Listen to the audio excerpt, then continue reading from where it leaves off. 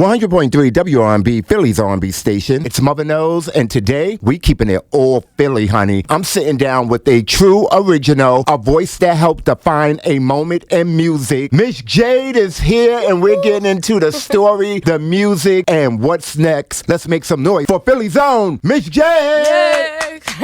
Thanks for having me. Thank you for coming, Miss Jade. Long overdue. Long overdue. And it's an honor. Thank you. I'm glad to be here. How you feeling today? I feel excellent. I feel great. I feel vibrant and come on. And I feel ready. I know that's right. Come on back. Come on. Come on outside. What's been keeping you busy lately? I've been writing songs, being a mommy. I have a boutique. I sell vintage clothes, businesswoman, fiance, and just life in general. And, music still, and I just been living. Let's take it back. Coming out of Philly, what was that journey like breaking into the industry, Miss Jade? It was rough. It was a rough journey because I was, at the time when I first came out, it was everybody had a crew. So it was Major Figures, it was State Property, and it was, different crews, and it was just me by myself. So but it was fun. It was like everybody rapped. Everybody, you could go to, it was babies, grandmoms, look, just like,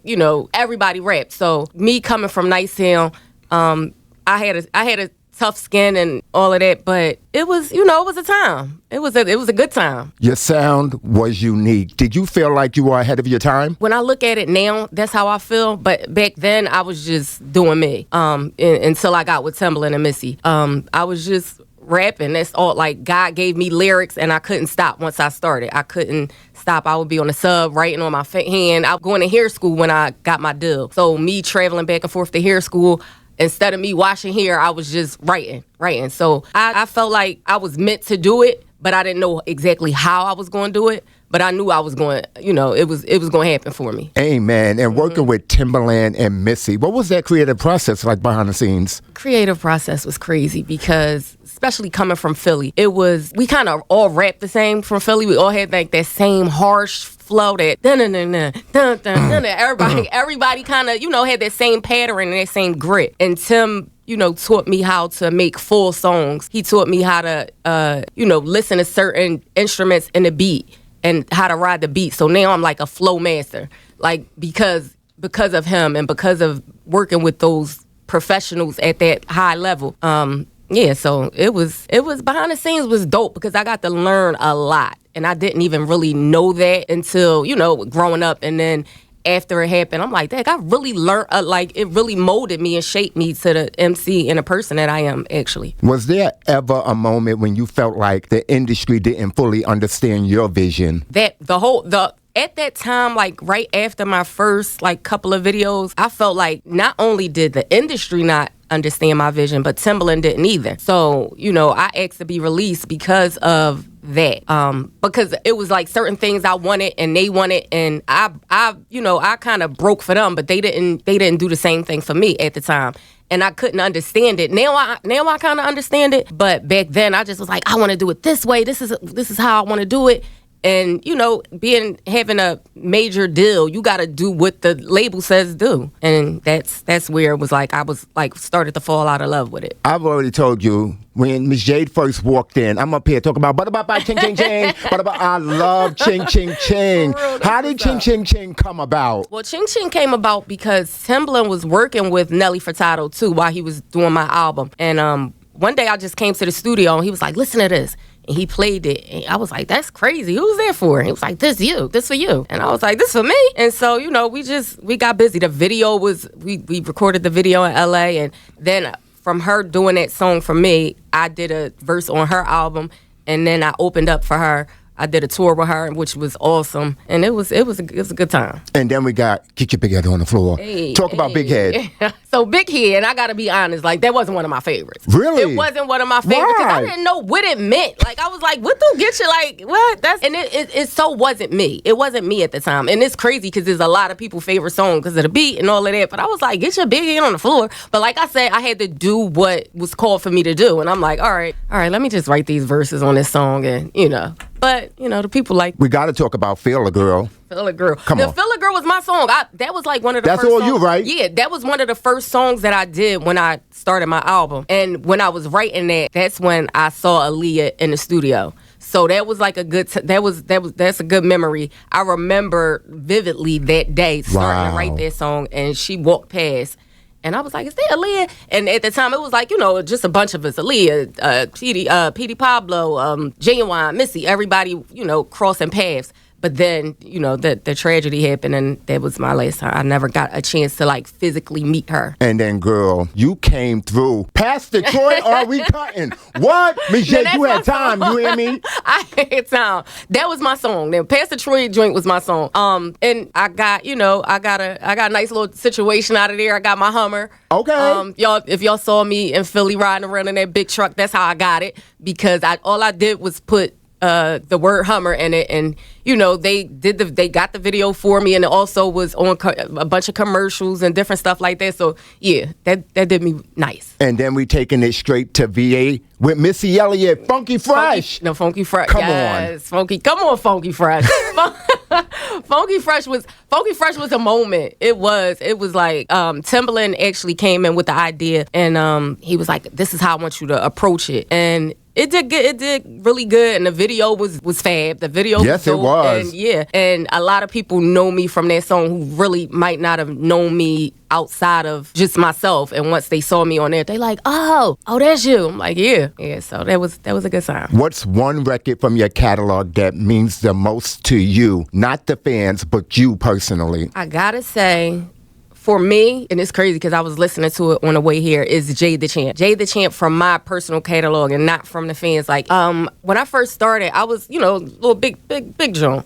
And I got a trainer, and when I was working with the trainer, I would work 2 days a week. 2 times a day for 6 weeks. Wow. I dropped 40 pounds in 6 weeks. Get out of here. And I was doing certain things that I didn't think I was physically or mentally capable of doing. You were doing burpees and suicides? I was doing burpees, suicides. Let's go, Miss Jade. Listen, he had me running from pole light to fire, jumping over fire hydrants, all types of stuff. Not eating no bread, no nothing. I was just, every 2 hours I'm eating. So I was on a strict regimen. And so I wound up writing that song, and because I felt like a champion. I felt like, hey, I really know, I'm strong. And that song means a lot to me. What's the toughest lesson the industry taught you, Miss Jade? A lot of them, but just to remain true to who you are, and it's very, very hard to do that in this industry. You gotta be true to who you are, because you're the one who have to live with any decisions, any mishaps, anything. So I say kind of fight for your voice to be heard, and just to me, that is the number one thing, because they'll try to change you, not only like the label or, the powers that be, but also people around you and be like, won't you do this? Won't you do this? Won't you, and I think that is hard to do in this day and age. And it's hard to do, especially like in music, because you want people to like you. Absolutely. You want to have supporters, but I want people to like me for me. Come on. You know what I mean? I want people to think that I'm dope, not because I'm trying to be like such and such. What does it mean to still get love from Philly all these years later? Oh my God, it's everything. Sometimes it's so surprising, but I'm honored and I'm blessed. I'm really blessed that people love me and they love me for me. So I'm over the moon about that.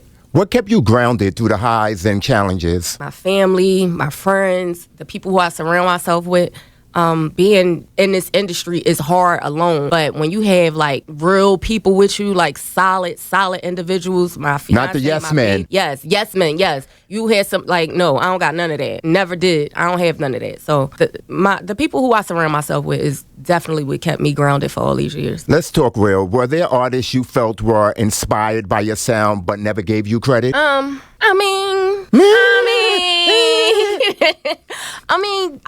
don't know about never gave me credit. A lot of people who say, they looked up to me or I inspired them, they would tell me. I don't really know. I don't think that is people that I know who, mother. It is what it is. It is what it is. Yeah. If you could redo one decision in your career, what would it be and why? Ooh, that's a tough one. One decision that I would do was I probably would have approached Timbaland a different way than what I did when I asked to be released, because you did not show your nice town ass. I did. I got real nice town. I did. Yeah. Mm-hmm. Yeah. I wasn't the best me at that time. Were you able to make peace afterwards? Yeah. Good. Yeah. Many moons later. You was a yeah, young buck. Yeah, I definitely was, and I was definitely fresh off the steps. Come on now. Stop playing with me. But yeah. Mm-hmm. Was there ever a moment you felt overlooked or pushed aside in the industry? Constantly.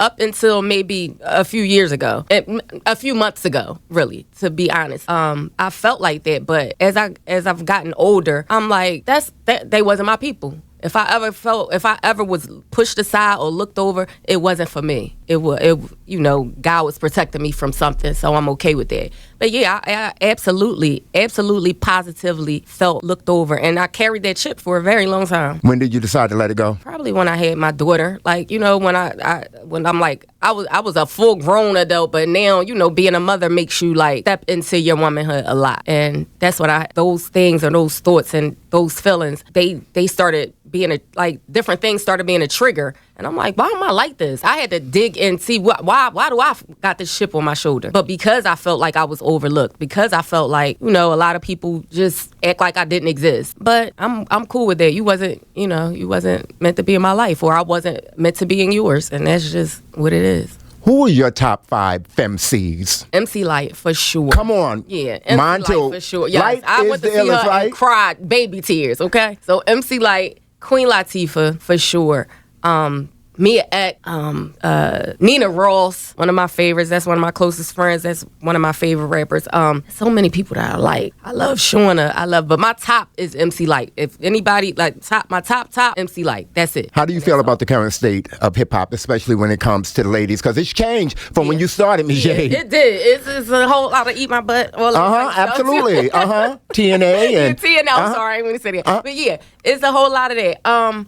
So the thing that I do like is that it's a lot of women out now. It's more women out. The thing that I don't like is it's not that much variety. Like it's a whole lot of the same thing. One trick ponies. Yeah, yep. Everyone has the same aesthetic, the same boobs, the same makeup, the same hair. And we tired. Okay, throw. Yes, we are. But and it's cool. Like a lot of it is cool, and like sprinkle this and sprinkle But if it was more people that did more of the other things, then a little bit of turn up, twerk, all that music won't hurt. But if it's just all of that, it's just like we tired. We need balance. Yeah, we need balance. Come on now. Mm-hmm. What does Miss Jade sound like today? She sounds like she sounds like a woman.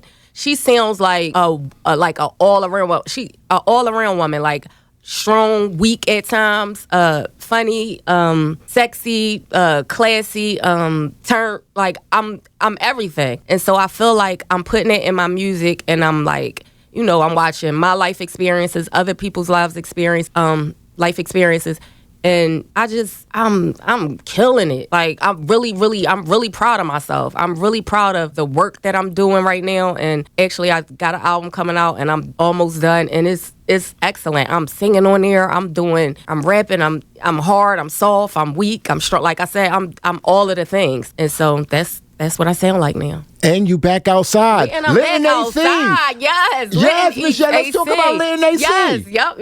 How they get you outside, Miss Jade? I know, man. Listen, I wasn't answering the phone for a lot of times because they wasn't coming right. So when you a mom and a lot of people want you to do a bunch of stuff for free. Those days come on, don't come to me with that. Would you do something for free? I hate when people ask me to do something for free, especially in this climate. Yeah, what? Them days are over. And so my thing is like, all right, I'll do a favor, but you can't favor me out. I'm favored out. So yeah, so they brought me outside, and I think it's time. If the industry tried to rewrite your story, what's the truth you want people to know right now? That I didn't fold. That I didn't allow the industry to change me. I didn't break or bend, even when it meant it hurt my career. I didn't, and I'm okay with that. What do you want your legacy to be? Simply that I was a good person. That I was a good person. I'm not perfect, but just a good person. And for anybody out there chasing their dream, what advice would Miss Jade give them today? I would say, really, like, don't just do music. Like, become music. Like, look at the past. Like, listen to people in the past. Listen to all the things that you like, and then if you're gonna copy, emulate the good qualities and the good things about that person. Don't just try to be them. And also just like I said, go back in the past and listen to the people that you like and give them their flowers and continue to just live your life the way you want it to be.